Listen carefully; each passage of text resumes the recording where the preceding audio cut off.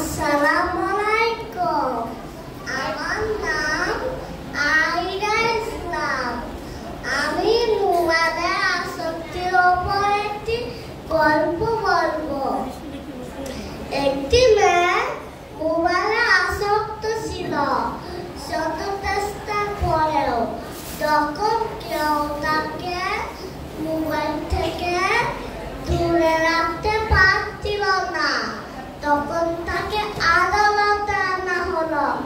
উকিল বলল, মিলন, আসামি মোবাইল থেকে স্যার কিছুই খেতে চায় না। সারাক্ষণ মোবাইলে কার্টুন দেখে আর গেমস খেলে। আসামি সম্পূর্ণ মোবাইল আসক্ত। আসামি তার বাবার মোবাইল দেখতে দেখতে হাত থেকে ফেলে ডিসপ্লে ভাঙাও রেকর্ড আছে। মহামান্য আদালতের কাছে আসামি সর্বোচ্চ শাস্তি আজীবন মোবাইল নিষিদ্ধ করা দাবি জানাচ্ছি। বললেন, আসামি কিছু বলতে চাই? মেয়েটি বলল, হ্যাঁ, আমি ভুল করেছি, আমি অপরাধী, আমি মোবাইল ছাড়া খেতে চাইনি।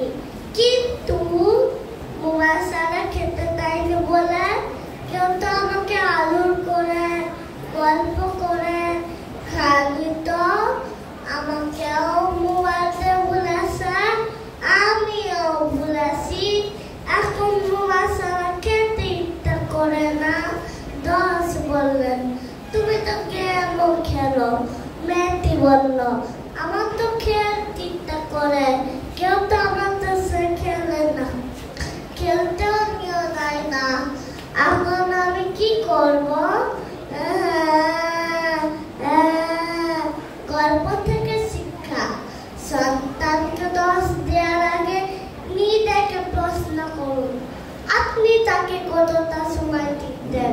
সন্তানকে সময় দিন, ওর সাথে খেলুন। ধন্যবাদ সবাইকে।